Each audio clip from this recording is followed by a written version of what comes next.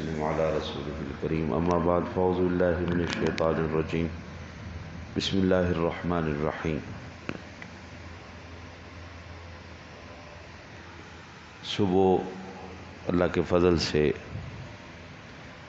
عرض کیا تھا کہ انشاءاللہ اگلے درس میں جو قربانی میں شرکت کی جاتی ہے اس کے مسائل عرض کروں گا۔ دمبا ہو، بکرا ہو یا اس نوع کے بھیڑ ہے، چھترا ہے، اس میں ایک ہی حصے دار ہے۔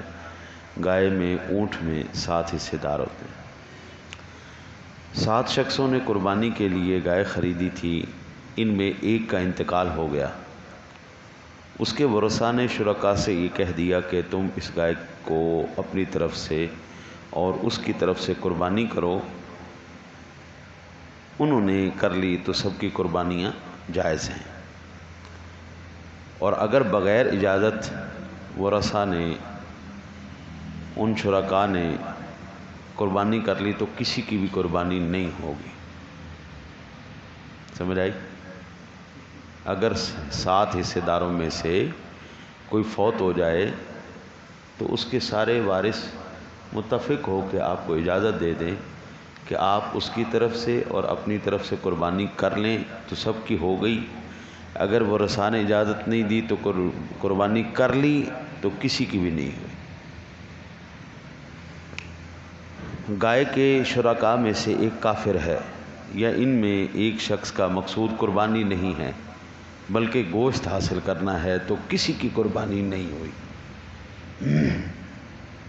بلکہ اگر شرکاء میں سے کوئی غلام یا مدبر ہے، جب بھی قربانی نہیں ہو سکتی، کیونکہ یہ لوگ اگر قربانی کی نیت بھی کریں تو نیت صحیح نہیں ہے۔ آزاد مالک کے نصاب یہ ہونا ان کے لیے ضروری ہے، غلام کی اور مدبر کی نہیں۔ شرکاء میں سے ایک کی نیت اس سال کی قربانی کی اور باقیوں کی گزشتہ سال کی قربانی ہے، تو جس کی اس سال کی نیت ہے اس کی قربانی صحیح ہے اور باقیوں کی نیت باطل، کیونکہ سال گزشتہ کی قربانی اس سال نہیں ہو سکتی۔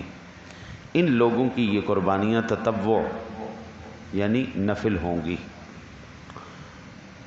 اور ان لوگوں پر لازم ہے کہ گوشت کو صدقہ کر دیں، بلکہ ان کا ساتھی جس کی قربانی صحیح ہوئی ہے وہ بھی گوشت صدقہ کرے۔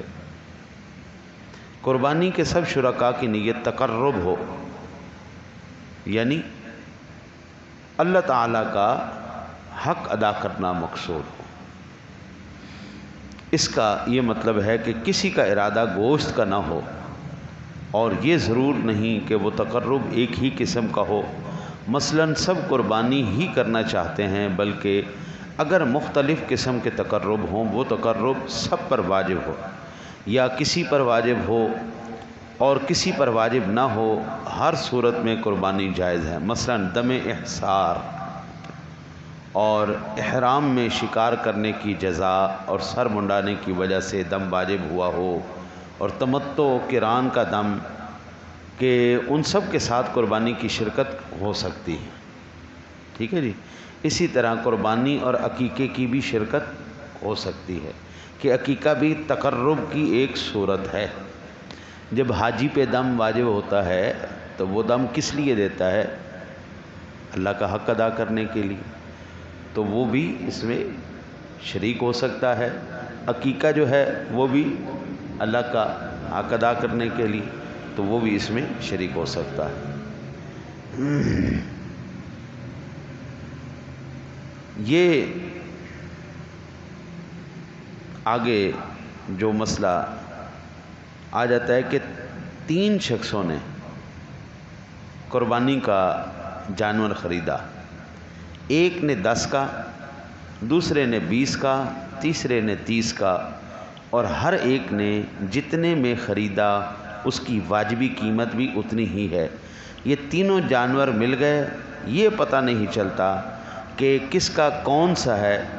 تینوں نے یہ اتفاق کر لیا کہ ایک ایک جانور ہر شخص قربانی کرے، چنانچہ ایسا ہی کیا گیا، سب کی قربانیاں ہو گئیں، مگر جس نے 30 میں خریدا تھا وہ 20 روپے خیرات کرے، کیونکہ ممکن ہے کہ 10 والے کو اس نے قربانی کیا ہو، اور جس نے 20 میں خریدا تھا وہ 10 روپے خیرات کرے، اور جس نے 10 میں خریدا تھا اس پر کچھ صدقہ کرنا واجب نہیں، اور اگر ہر ایک نے دوسرے کو ذبح کرنے کی اجازت دے دی تو قربانی ہو جائے گی اور اس پر کچھ واجب نہ ہوگا۔ سادے لفظوں میں یہ 3 لوگ خریدنے کے لیے گئے، تینوں نے مختلف قیمتیں دی، اب پتہ نہیں چل رہا کہ کون سا جانور کتنے کا آیا، تو اس کا سب سے آسان حل یہ ہے بندہ اجازت دے دے، وہ تینوں اجازت دے دے، بھائی ہم آپ کو اجازت دیتے ہیں، آپ ہمارے جانور کو اپنی طرف سے قربان کر، آپ قربان کر سکتے۔ جیسے قربانی کے دنوں میں علماء کرام کو کہتے ہیں اپنے مسجد کے گاؤں میں تو یہ اکثر جو ہے ماحول ہوتا ہے کہ امام صاحب کو بلاؤ ذبح کرنے کے لیے، ہاں جی، تو ٹھیک ہے ان کو اجازت دی جاتی ہے آپ ذبح کر لیں، تو وہ ذبح کر لیتے، تب برکت کے لیے کسی بڑے سے ذبح کروا لیتے ہیں، چلیں آپ ذبح کر دیں، ٹھیک، اجازت دے دیں آپ، ٹھیک ہے، قربانی ہو جائے گی۔ اور اگر ہر ایک نے جانور کر لیا تو جس نے زیادہ کا خریدا تھا اب وہ اتنی قیمت صدقہ کرے۔ یہ چند مسائل تھے، اب انشاءاللہ تعالی العزیز اس کے چند مستحبات عرض کروں گا اگلی مجلس میں انشاءاللہ۔ اللہ سے دعا ہے اللہ تعالیٰ اپنے حبیب کریم علیہ الصلوۃ والتسلیم کا صدقہ ہمیں سمجھ کر عمل کرنے کی توفیق نصیب فرمائے۔ اللہ